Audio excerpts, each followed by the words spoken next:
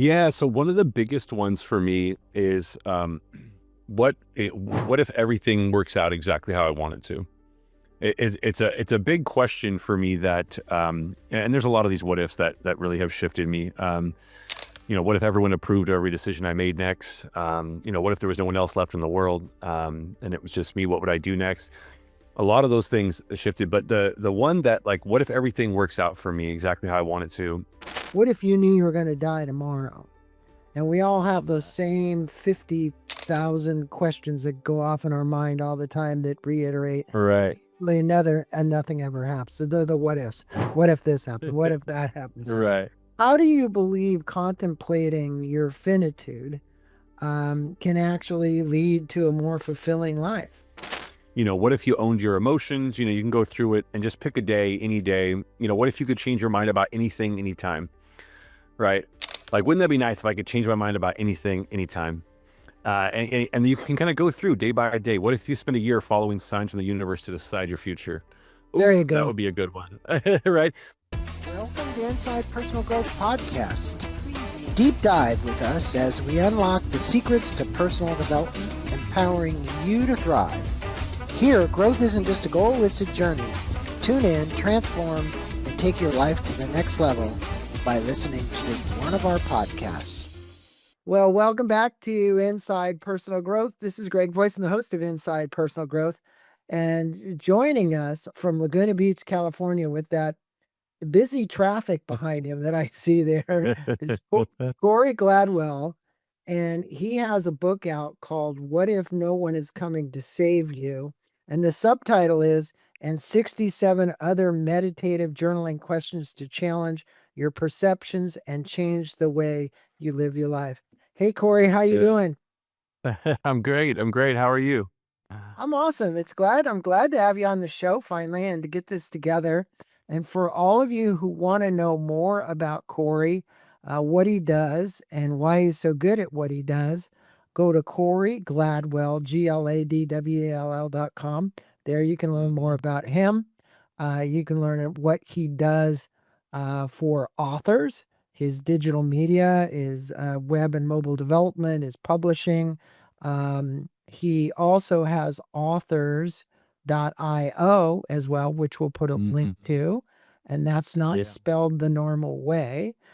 So we'll make sure that there's a link to that.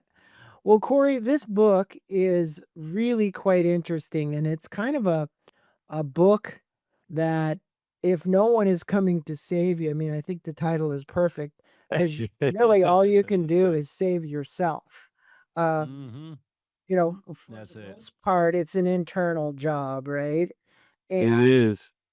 this book presents 68, transformative questions. And I would say they are. When I got the Kindle version, I started looking through and I was like, wow, there's a lot of opportunity for people to explore.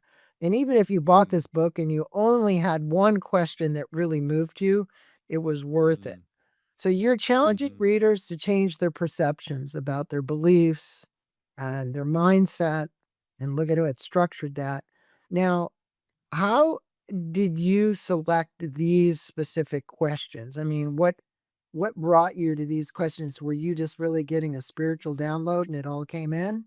That's pretty much it. Yeah, in a nutshell. Yeah, yeah. So I did have and we can talk about my kind of background story and all that stuff at some point. But after having kind of grown up poor when I was a kid, and then started realizing how I could make money as an entrepreneur.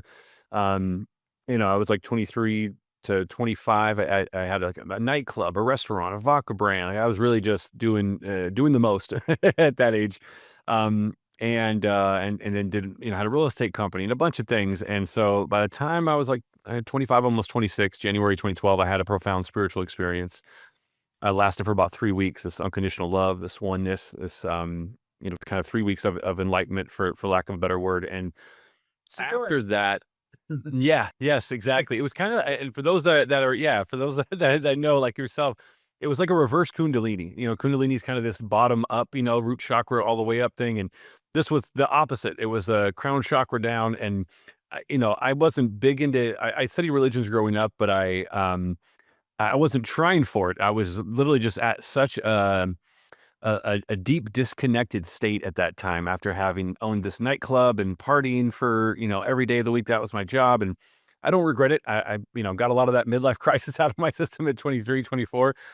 But I was really ready to be done with it. And so that spiritual experience happening after that, I realized there was so much more to this world than just the physical material. And I began to meditate on a daily basis. And every day since, I don't know, January something 2012, I've meditated almost every day. And so somewhere in 2012, I started writing my first book, The Human Experience. And then I was meditating, I don't know, September, October. And that's when all of every single question in the What If book came to me. Literally in one meditation, I just started having all these like, what if this, what if that, just kind of flooding in my mind. And I sat up and I wrote them all down. There was initially 111 of them. And I wrote 68 of them because it felt appropriate. But yeah, it was just that's kind of where they came from. And I they think you should they've have been life stuck with changing. I think you should have stuck with the 111 because 1111 has That's I've it. been seeing that number in my life for I don't know, probably That's the it. past 20 years. Yeah. Um, Yeah. and there is a huge significance in a spiritual Mm, impact that's being called by 1111, 111, whatever it might be. love that. So there's That'll be the 68. part two. And part two, we'll add another Part two will be the 4. 111. That's right. We'll That's add right. another 40. Well, um, so look, everybody out there is got these what ifs. I'm not enough. What if this happened? And we can talk about attachment versus detachment, and it's Mm. woulda, shoulda, coulda. You know, can you share a personal experience where confronting one of these what if questions led to kind of a very significant shift in your own life? Yeah, so one of the biggest ones for me is what if everything works out exactly how I want it to? It's a big question for me that and there's a lot of these what ifs that really have shifted me. What if everyone approved every decision I made next? What if there was no one else left in the world and it was just me? What would I do next? A lot of those things shifted, but the one that like, what if everything works out for me exactly how I want it to, or exactly how it's supposed to? That question really took me, I think, on the path that I'm on now to having a multiple seven-figure business and being able to spend time with my daughter 5 days a week and only work 2 days a week and be able to spend time with my parents and hang out with friends and travel every month. And I think that moment that I first came to these questions through meditation, it's not like everything was perfect. When these questions first came, things weren't perfect. And so, I think sometimes it's hard to hear people that are in a position where I'm at now, where it's like you've gone through the journey, you've gotten the rewards, and you're there. It can feel when people that aren't there hear that like well, it's easy for them to say. And so I always want to preface it with, when I first came through these questions and writing books, I wasn't in that space. I wasn't everywhere I wanted to be and the person I wanted to be. And so when I would brush up against an idea of like, hey, I want to do this, I want to publish my own book, or I want to even write a book, it's like, well, who the hell am I to write a book? Why would anyone listen to me? Why does anyone care? The story's been told, and I talked to our publishing company. We talked to some of the biggest executives in the world, people that are working for the governments, people that are, ex-executives at Google and, ex-DEA, people that are making decisions for the rest of us in the world. And they feel that same way. And, so who's going to listen to me? And I'm like, everyone would. But when I felt that question of like, who's going to listen to me? Why should I write a book? And I wanted to, start an online business and build my media agency and, those questions of those fear that come up, and usually the what ifs are in negative ways, where it's like, what if this happens? What if that happens? What if this fails? And we kind of have that fear-based what if questions. And so I wanted to flip those questions around. What if it all does work out for me? What if everyone does say yes? And when I started doing that, I realized a series of realizations that like there's usually not as much risk involved in trying and getting a no. And this easy example is dating. We get afraid to go ask a girl out and say something to her. Worst case, she's going to come back and just say no. It's like, so you're right exactly where you are, except for your ego's a little bruised. It's the same thing in business. Go, if you have an offer to sell, you have a coaching or courses or whatever else, you want to become a speaker, you want to do a TED talk. If you just try, the worst thing is you're going to fail, but you'll be right where you are. But if you don't keep trying and trying and trying and failing and then finding out what that feedback is, because failure just means feedback. That's Right. that's what I've experienced. Failure just means feedback. So if I fail, okay, then I'm getting feedback that this doesn't work that way, or the way I'm offering it doesn't work, the way I'm writing the book doesn't work, the way I'm doing the cover design, or the way I'm trying to sell this coaching or consulting isn't working. What can I use that feedback for to just tweak it and change it and keep going? And when I have the base level of my mind, my perception saying, what if everything is working out for me? And it seems cliche, but it's like, really believe that you can walk over and ask that girl out. You can go offer your your services, or your executive coaching or your courses. You can go sell your books, or you can. What if everything's working out for me? Everything's working out for me, and you just keep having that mindset. It makes everything so much easier, because every no, again, failure is feedback. Every no just means you're getting closer to a yes, and you don't get hung up on the emotional kind of dramas that we create in our minds that just aren't really real. Well, we're great at, creating those limiting beliefs, and then we create a Oh yeah, belief, and then we start living out what we created, right? And so that's it. getting kind of stuck, I let's call it the world of making shit up.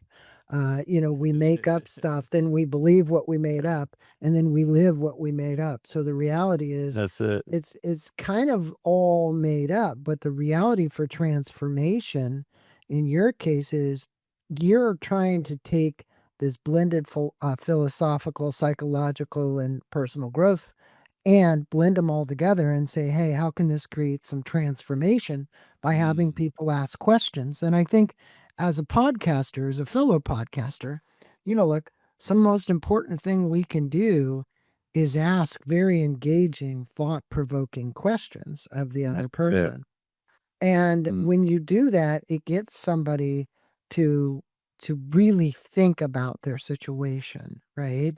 And mm. so I'm going to say one of the questions that you posed in the book was, what if you knew you were going to die tomorrow? And we all have Love those that. same 50,000 questions that go off in our mind all the time that reiterate Right. another, and nothing ever happens. So they're the what ifs. What if this happened? What if that happens? Right. How do you believe contemplating your finitude can actually lead to a more fulfilling life? It's such a great question. So, and I know it's like you said, these questions kind of come up, and a lot of them can feel like, oh, well, I've thought of that, or I whatever. But really sitting with it, really like actually sitting with the experience of like, I'm gonna die tomorrow. Like this, not trying to manifest it or create it, but like really thinking through, what if that happens tomorrow? What would I do today? And really, for me, it's getting present with my time, with the one thing that I have, my time, and spending. That's why I spend so much time with my daughter, why I spend so much time with my parents and my friends, why I focus on health.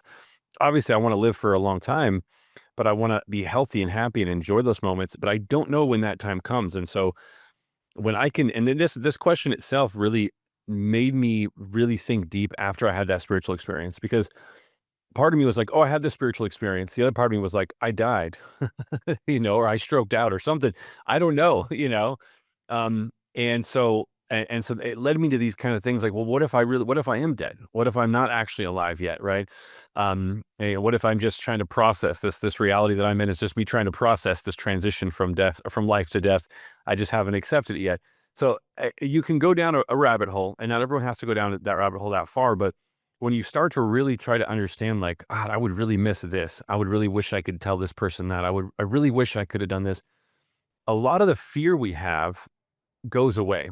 If I know I'm going to die tomorrow, I'm not going to care if I get rejected, or if I get those no's, right? If I fail, I'm not going to care. It's not the fragile ego exists because we feel like we are infinite. We feel like we can live forever. So we attach ourselves to our personality, to our name, to our identity, and our preferences and our beliefs, and we establish that as who we are. And it's the same thing as me getting in my car and thinking my car is who I am.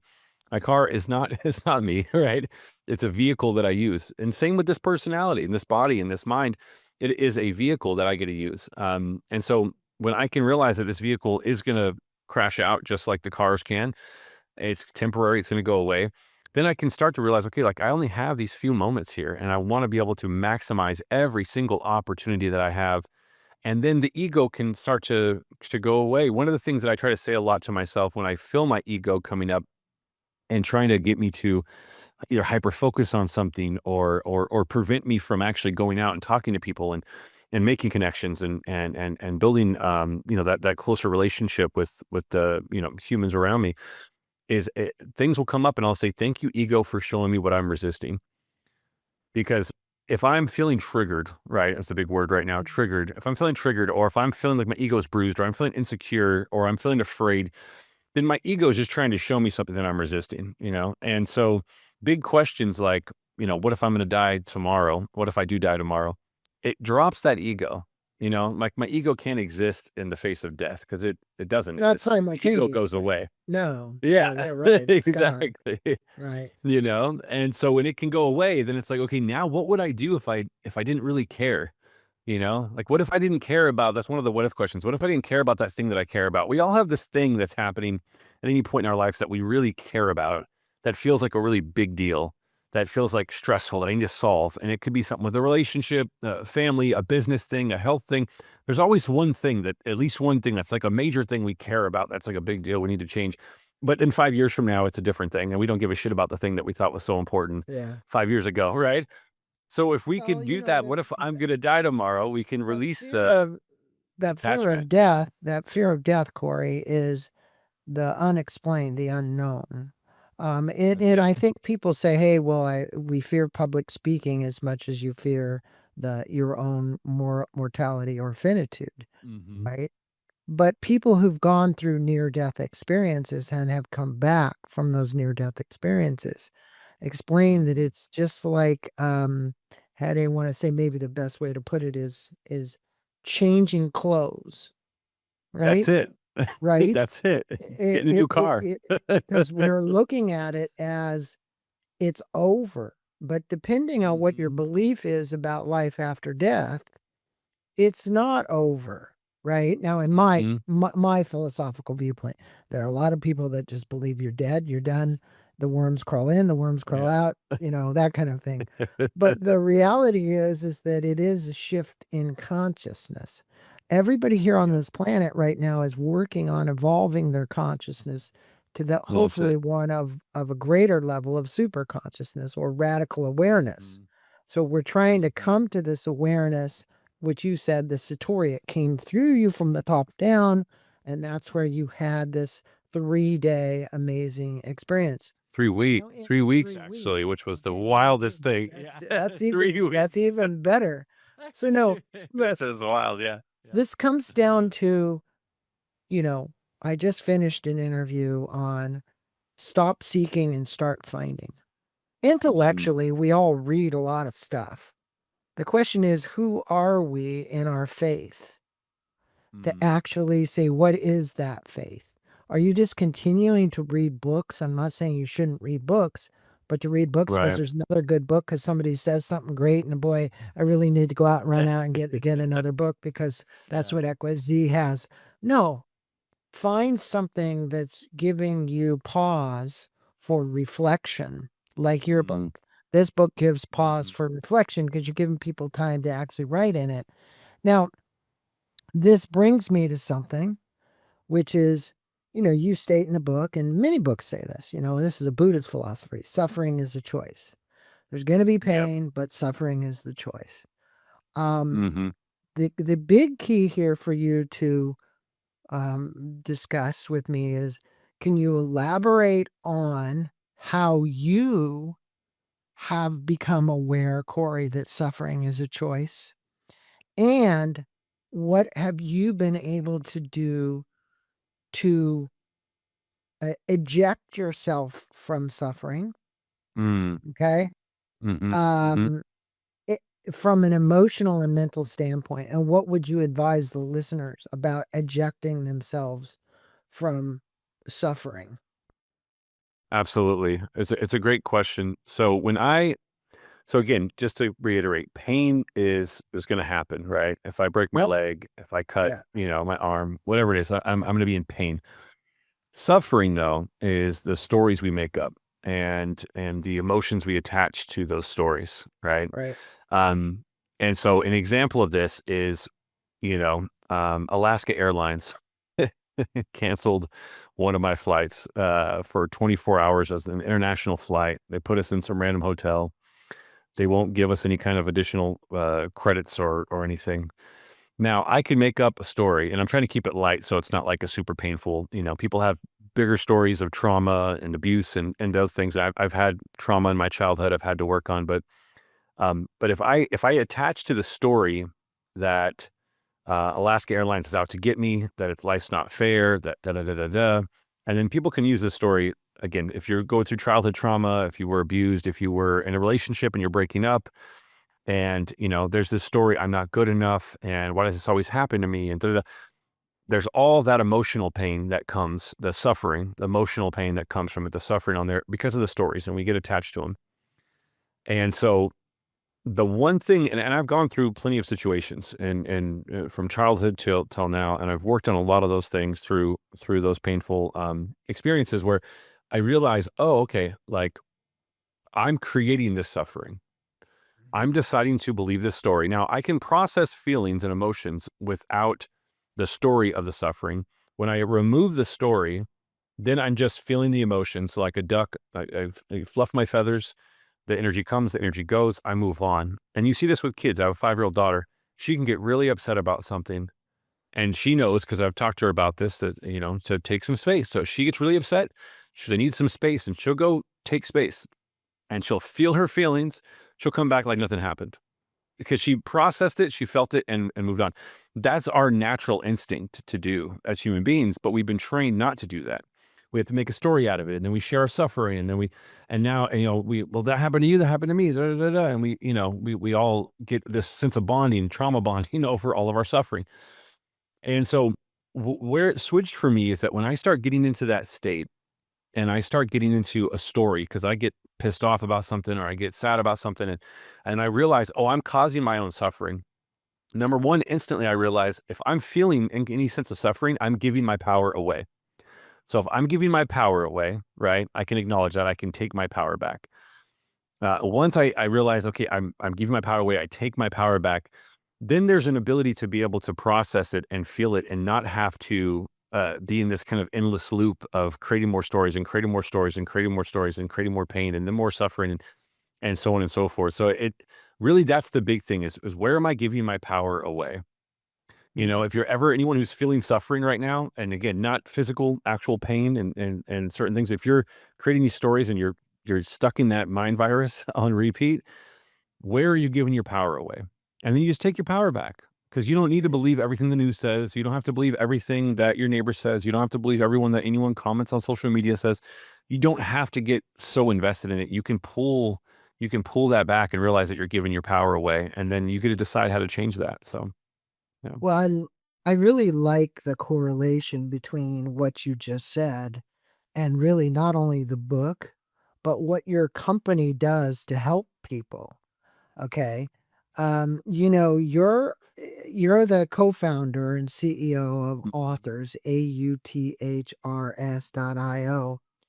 And the interesting thing there is you just talked stories. You talked about stories. And people say, well, the book's not in me, or the book is in me, or but I don't know how to write it, or I need help, or I'm whatever. There's so many people that when I've interviewed them, hundreds and hundreds, where it comes to this point where they're saying, hey, I want to write a book, or I'd like to tell my story. Like, I'd like to tell my story. I think there's something in my story, or I want to do it.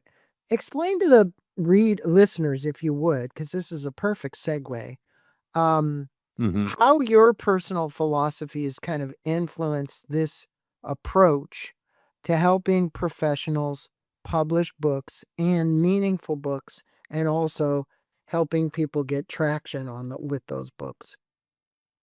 Yeah. So a big thing for me after I wrote my first book, The Human Experience, and published it, I got a handful of sales, but not like a ton of traction at that very first part. I thought I was going to publish and sign, and I get a deal with Oprah, and I'm going to make $1 million like Eckhart Tolle. It's going to be a whole thing. You just make these assumptions that we all make.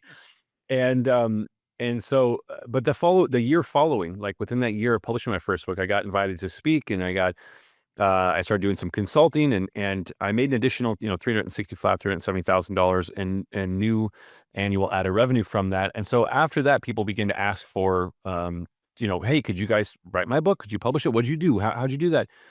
And I was like, yeah, we could do that. Because initially I just had this media agency. We were doing websites and we're doing, branding and, all this cool, fun stuff. But the book publishing was like its own little thing over there. And so as we began to get a lot of people interested in that and realizing there was like a formula for how I did it, we started getting referral after referral, and now it's been over 250 people that have worked with us, and again, a lot of high level executives and government, ex government people, and all of that. And so our process is exactly this, right? Like talking about with the stories and the questions, right? We do an onboarding call with a client, and we start talking to them about their life story and everything they've gone through.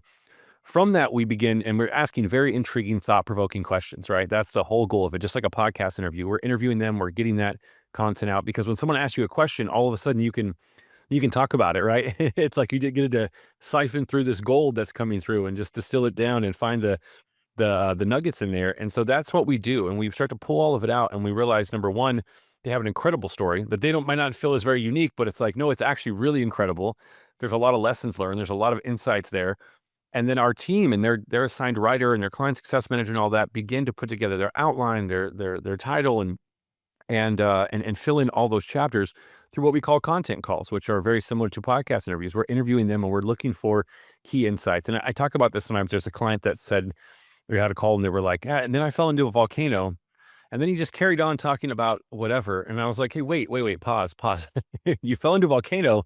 Tell me more. And he's like, oh yeah, I'll get to that later.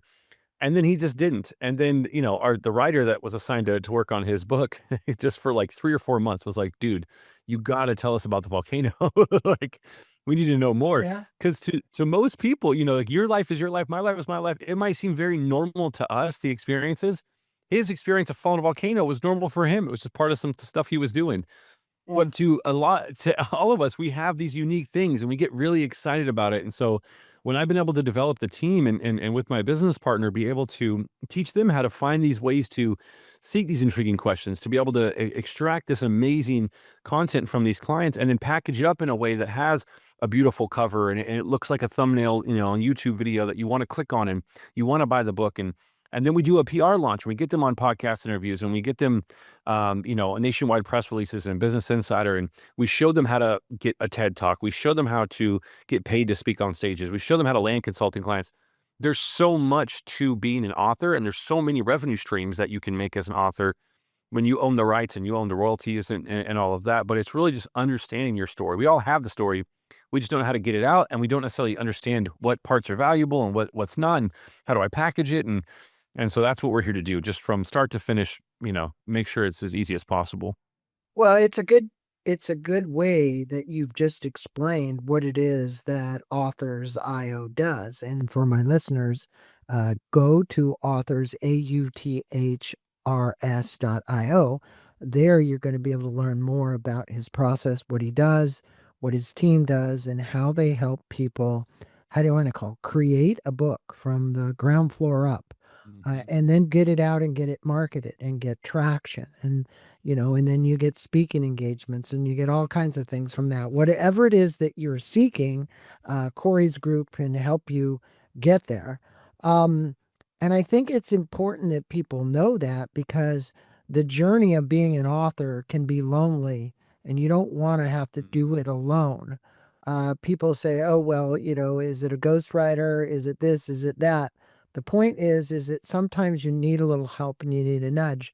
The way he does it through the interviews, and this is my kind of commercial for you, I've done many books for authors as well. They've come to me and said, hey, I want you to help me do the book. We do it the same way. We get Otter AI, we record it, we take the transcript, we start to pull the pieces together, and it's a great way for you to do it. Now, I want to go back to these questions about the book. It kind of emphasizes the power of those what if questions, because there might be listeners out there right now saying, what if I wrote a book, right? What if I wanted to be a public speaker? Questions to challenge and expand the usual ways of thinking, Because I know for me, when I wrote my first book, it was kind of in solitude. I every Saturday would go down and put headsets on, and I'd sit in a little office, and I'd literally just wait for my intuition to pick up on these thoughts. And then I'd follow it here, and I'd follow it there, and I'd follow it here, and I'd follow it there. Yeah. And I'd finally come up with what I wanted to write. I also realized, just as a tip for people, if you do really want to write it yourself versus having a ghostwriter, You can. don't read immediately right after what you wrote. Don't read it, okay? I don't. Because if the book was created by the divine, by a message higher than yourself, let it keep flowing through you, okay? So how can readers, and then we'll wrap this interview up. One more question off this. How can readers effectively integrate these questions into daily routines that would foster more continuous growth and improvement for themselves? That's a great question. That's a great question. So yeah, and just a note too, yeah, I hand wrote all of my books. I still have the journals where I hand wrote them. And even though I have ghostwriters at our team and our company, I love handwriting. So people can absolutely write it themselves and let it come through them. But having a team would have made it a lot easier, which is why I built the company, because I wish I would have.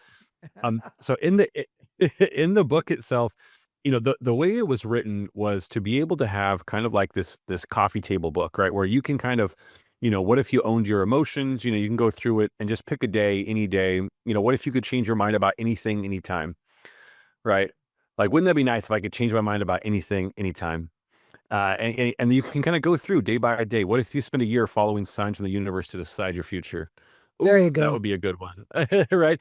So being able to just pick one of the ones for the day, you can go through it all at once in one sitting, or pick one day, and then ask yourself the questions. There's a little bit of writing from me, my reference, my experience with the questions, but really, again, it's all about the questions. All my books are questions, and the reason they are is because if I tell you something, or I tell anyone something, I tell a friend something, is part of it's going to sink in. Sometimes people can be really receptive to what you're saying, but unless they're in like a very an emotional state and they really need some kind of clarity and answer, it's not going to sink in fully, right? They're going to carry on doing whatever they were going to do. But if you ask them a question, right, and then later they go think about it, whether it was that day or a month later, a year later, that question is somewhere in your subconscious mind. The answer to that question is going to bubble up. When it bubbles up into your conscious mind, you're going to believe it's yours, right? You're going to believe that question and that answer and that everything, and because it really it is, right? Your subconscious will answer that question, whether you freestyle and journal stream of consciousness the answer, or it just is in your mind. The answer is going to come, and it's going to be yours, and you're going to have that belief, and you're going to have that sense of ownership, because it's going to feel like it's your idea, because it is your idea, versus someone else telling you the answer to that question. And so that's why I love questions. And so you can do it once a day. You can do it, again, all in one sitting. I come back to this book at least every like 3 to 6 months, and I'll go through all the questions and try to answer them, to the point of something you said earlier, is that we tell ourselves stories over and over again. And the stories that we create about our lives are the way we experience life, right? I can see where I'm sitting right now, energetically, emotionally, and mentally. That's as far along the horizon as I can see. When I get up here to a higher state, emotionally, mentally more clear, emotionally, more calm and centered, energetically vibrating a little bit higher, then I can see a little bit. I can see further over this next mountain. But while I'm here, I have no idea what that next horizon looks like, and I'm not capable of doing that unless I can expand myself to get there. This book is that tool to do that. You can begin to expand your mind. One of my friends, I asked him one of the what if questions, like, what if everyone in your life approved of every decision you made? And he came from a family where they didn't do that. They didn't. They wanted him to do a certain thing, a certain way for however many years, because your family needs to be proud of you. They have to say yes. And when I asked that question, it took like 2 years, but it finally sank in, right? It shattered kind of his thoughts on what he needed to do with his life. He began to take ownership of his life, realizing that like this is his life, not his family's life. And again, this whole process, redirecting everything he was going to do in life, because there's a sense of freedom and a sense of ownership when you're taking your power back and you're realizing that this is only yours. And whether you're people that are an atheist, or they're Christian, or they're Buddhist, or whatever their belief is, when we die, it's not this anymore, right? This reality doesn't exist.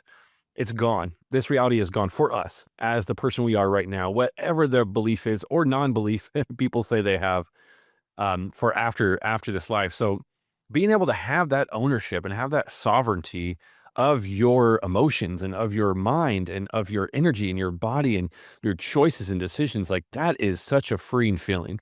And I don't know any other way that I'd want to live, than to be able to have that sense of connection with myself and with the universe. So yeah. Free will, live on. So, That's it. what if no one is coming to save you is a great Because no one to all is. my listeners, because no one is. Yeah. And No one is. I always say this, it's always been like, happiness is an inside job. If you're expecting Mhm. someone to give you happiness or provide you happiness, you're Mhm. going up the wrong tree, right? Um, That's it. That's and it. and the reality is that as my son came up with the title that he wants to write, I actually think that he's going to come Yeah, we were talking about it. called We were talking about it actually. called The Guru in the Mirror. And I think it's a great Mm. title because Mhm. we are our own gurus. We need to Yeah. look in the mirror. Shout out We to need Chad. to, to Chad. Yeah. We need to Yeah. take a deep look at that, right? Yeah, So that's I it. appreciate you coming on the show, Corey, not only talking about your book, but also talking about how you can help others get to the Mhm. finish line with their book. Um, Yeah. and we'll certainly let our group of authors know that there's an easier way out there with authors.io, and that's authurs.io. Mhm. Definitely go there. Also go to Corey Gladwell, GLADWELL.com. We'll put links to both of those in there. Um, Mhm. Namaste to you, buddy. Thank you for your time and being on Absolutely. my Yeah. Thank show. you. Thanks for sharing your wisdom. You certainly have a ton of energy around this, which is excellent. And it Thank you. takes a lot of energy to actually publish a book. So if you want to draw Mhm. off of the Authors IO team or just Corey Mhm. to get some of your energy to get you to the finish line, I'd say that's a good thing. If you're not even There we are. interested in writing a book, but you want to make a personal transformation and you need a Mhm. little bit of a prod or a push, go get this Mhm. book because these questions will put you in a new perspective, a new mindset to be able to do that. So, Corey, thanks for being on. Thanks for sharing. Namaste, my friend. Yeah. Thank you so much for having me.